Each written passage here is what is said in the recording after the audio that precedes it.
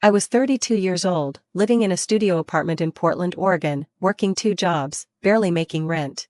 My life looked like a series of small failures. Failed marriage at 28. Failed business at 30. Failed dreams at 32. Then my Uncle David called. He said he had something to tell me. Something important. I remember sitting on my apartment floor, listening to him say words I'd never expected to hear. Lana, I'm getting older. And I want you to have my house in Seattle. The one on Mercer Island. It's yours. When I'm gone, it's yours. I couldn't speak. That house was worth $1.2 million. Not just money. It was proof that someone believed in me when I'd stopped believing in myself. That was the last conversation we had where he sounded happy. 6 months later, Uncle David married Patricia. I didn't see it coming. He met her at a medical clinic where he was getting treatment for early-stage heart disease. She was a nurse. Within 3 months, they were married. Within 6 months, I stopped hearing from him. Patricia answered his phone. Patricia scheduled his appointments. Patricia decided which family members could visit. When I called in March, she said Uncle David was resting. When I called in April, she said he was too tired for visitors. When I called in May, she barely recognized my voice. I remember my best friend Marcus sitting across from me in a coffee shop in downtown Portland, and I said, I think I'm losing him. And Marcus said, you're losing the house, you mean? I didn't correct him, but that wasn't true. I was losing the person who'd believed in me. Then, in June, Uncle David had a second heart attack. I drove to Seattle the same day. 8 hours straight. I thought I had time to tell him things. I thought I had time for the conversations we'd never finish. When I got to Swedish Medical Center, Patricia was in the hallway outside his room. She was crying. Real tears.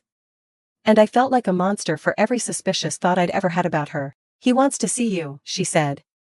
But only for 5 minutes. He needs to rest. I sat beside his bed. He looked like paper. Like someone had emptied everything out and left just the outline. He reached for my hand and he said, Lana, I'm sorry. For what? I asked. For not protecting you better, he said.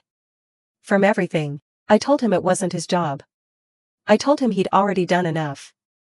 I told him I loved him. He died 3 days later. Patricia chose the flowers for his funeral. Patricia decided not to have a service because Uncle David would have wanted it that way. Patricia accepted the condolences while I sat in a chair watching a stranger receive the grief that was supposed to be mine. After everything was over, after the hospital bills were paid and the cremation was done, Patricia's attorney called my attorney. She was selling the house. The one in Mercer Island. The one Uncle David had promised to me. In his new will, dated 3 days before he died, everything went to Patricia. I did something I'd never done before. I stopped crying. I stopped questioning. I started investigating. I hired a forensic accountant named Raymond Chin. I spent $3,000 I didn't have, but I did it anyway. Raymond pulled Uncle David's medical records. He examined the hospital documentation from his second heart attack. He found something. On the day before Uncle David signed the new will, he'd been given pain medication so strong that he could barely keep his eyes open. The hospital notes documented confusion, disorientation, difficulty speaking. The will was signed the next morning. Raymond said, Lana, this looks like undue influence. Your uncle was not mentally capable of making this decision. I called a probate attorney named Jennifer Walsh in Seattle. I told her everything. She listened carefully and then she said something I'll never forget. We can contest this. But it's going to be a fight. And it's going to hurt. I know, I said. No, I mean emotionally. You're going to have to relive everything. In court, in front of Patricia, in front of everyone. Are you ready for that? I thought about the studio apartment in Portland. I thought about my failed marriage and my failed business and my failed dreams. I thought about Uncle David saying, I'm sorry. I'm ready, I said. The trial took 8 months. Patricia hired an expensive attorney who argued that Uncle David had been of sound mind, that he'd simply changed his will because he loved his new wife. That happened all the time, the attorney said. That was normal. Jennifer presented the medical evidence. The hospital notes. The medication records. She brought in a neurologist who testified that the medication given to Uncle David would have rendered him incapable of making complex financial decisions. Most importantly, she brought in the old will. The one Uncle David signed 2 years before he met Patricia, when he was perfectly healthy. In that will, he left everything to me. The house. The savings. All of it. Patricia took the stand and cried again. Real tears or fake tears, I still don't know. But this time I wasn't watching. I was looking at the judge. He ruled in my favor on a Wednesday afternoon in April. The house on Mercer Island was mine. The probate court ordered Patricia to vacate within 90 days. Her attorney filed an appeal, but it was denied.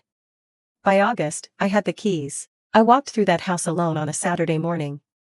Every room smelled like Uncle David. His coffee in the kitchen. His books on the shelves. His absence everywhere, and I, Lana, sat down and I finally cried. I didn't keep the house. I sold it 6 months later for $1.15 million. I took that money and I invested in Marcus's business idea. I paid for my own graduate degree. I started a consulting firm.